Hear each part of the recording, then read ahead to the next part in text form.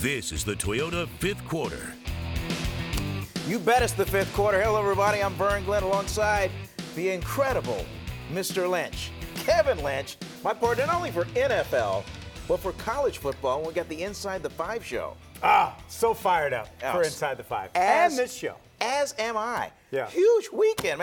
We're just coming off of one NFL game. Then we've got more Niners and Raiders related stuff all over the weekend. In fact, let's go ahead and take you out to Denver right now, where Dennis O'Donnell is standing by with a preview of tomorrow's game. Dennis. Thanks, Vern. Good evening, everybody, from Outside Sports Authority in Denver. The last couple of days, the 49ers have been practicing with the Broncos.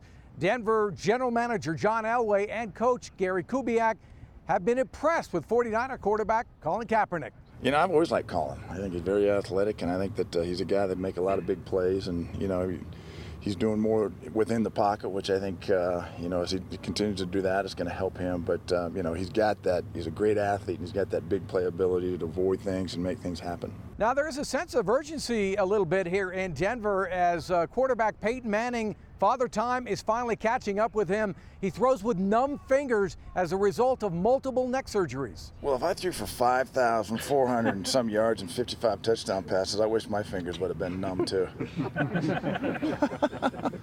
Yeah, 49er fans might be a little numb as well. Outside linebacker Ahmad Brooks sent home earlier this week after being indicted on sexual assault misdemeanor charges in connection with the Ray McDonald incident last December. Said general manager Trent Baalke, quote, "The one thing that we have to realize is this is not a new matter. This is a new development within that matter. Our players are well aware of the consequences that go along with their actions and are supportive of it. But they understand that every situation is different." Now, Brooks remains a 49er for now, but if you think about the situation just a couple of weeks ago, your starting outside linebackers were Aldon Smith on one side, Ahmad Brooks on the other. Right now, you're looking at names like Marcus Rush, Corey Lemonnier, and Aaron Lynch, so that story is ongoing. On the bright side, the 49er inside linebackers, they are up and healthy. Navarro Bowman played last week for the first time since his horrific knee injury in the NFC Championship, and Michael Wilhoit was back at practice this week. You know, he's just steadily improving and steadily getting healthy, and, you know, I think he has to do the same thing as I'm going through now is, you know, putting the mind, feet, and body all in the same place and, you know, able to make plays. You know, that's the main part, so. And still ahead from Denver, we're going to go one-on-one with the newest 49er, Reggie Bush, in the backfield. That's it from Sports Authority right now. Vern, let's go back to you. All right there, Dennis. Hey, tomorrow at 6 p.m., 49ers and the Broncos. They'll just tee it up. Jeremy Newberry and I will come on at 5:30 with 49ers preview. But back to our studios here.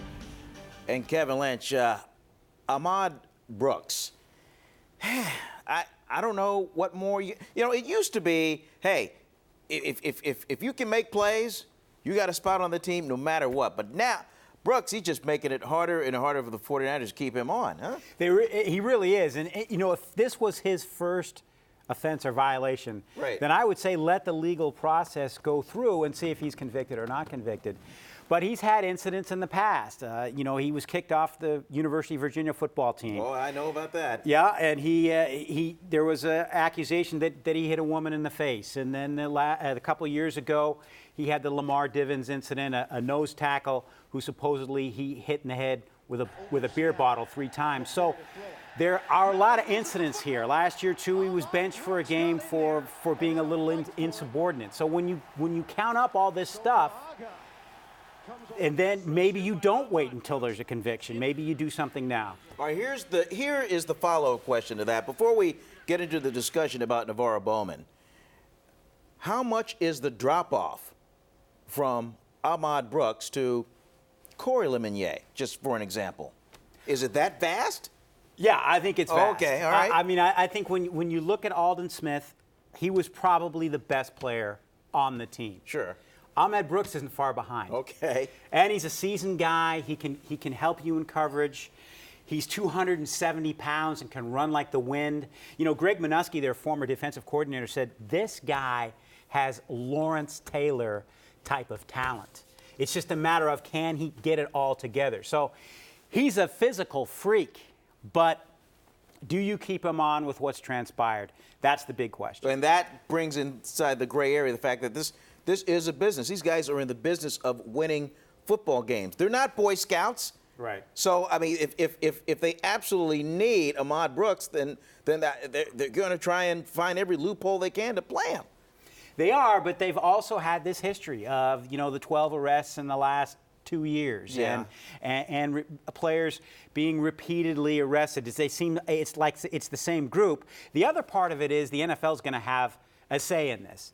So if the NFL comes in and suspends Brooks for 4 games or 6 games, then you're looking at you're not going to get a player back he might lose a third of the season, and he's a guy who came in last season out of shape. So what's he going to do in those 4 or 6 weeks in which he's suspended? Is he going to come back and be the same guy? You don't know.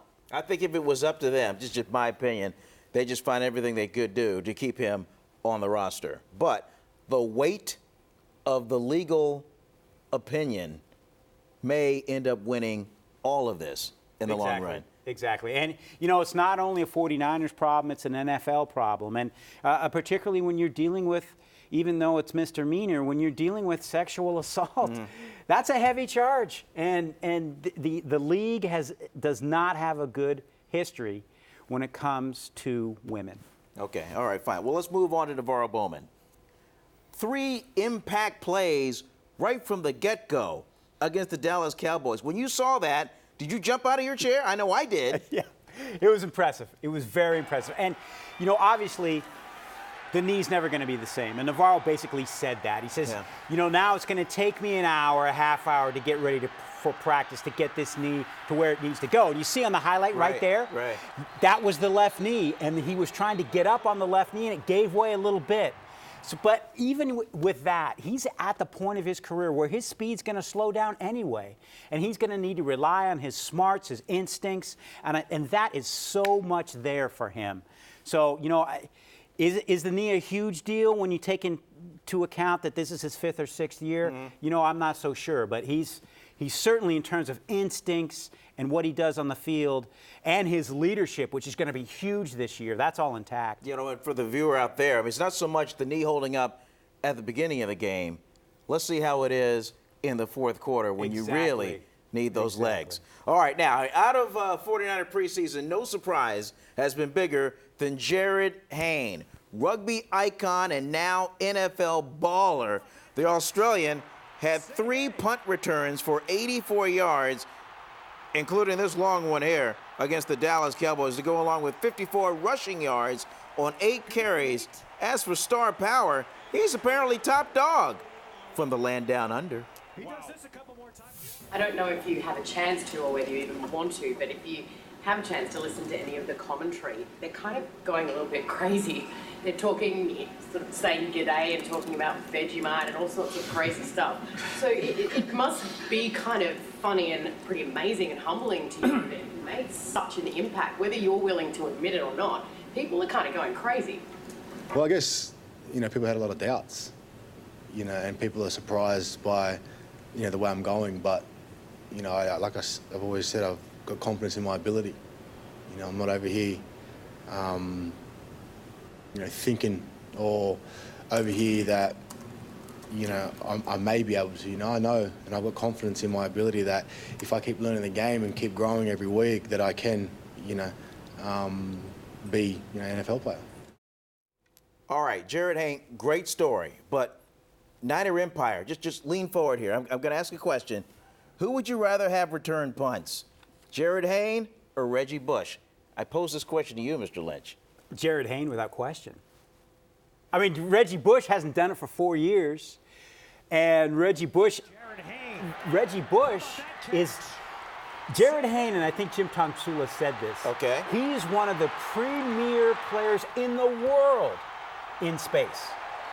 Now, maybe Reggie Bush is too, but not like this guy. I mean, look at his ability to get north-south and his ability to cut laterally so quickly. And when you block it up right for him, like right here, gives you a stiff arm, he's gone. I mean, he knows how to hit it hard. And in rugby, that's what you do.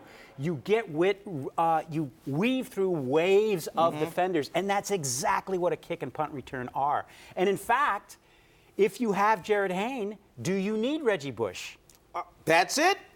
I'm sold. That's it. Put Hayne back there. Hey, still ahead on the 5th quarter. He once took college football by storm. Can Reggie Bush rekindle some of that magic in San Francisco with his backfield mate, Carlos Hyde? One-on-one interview is coming.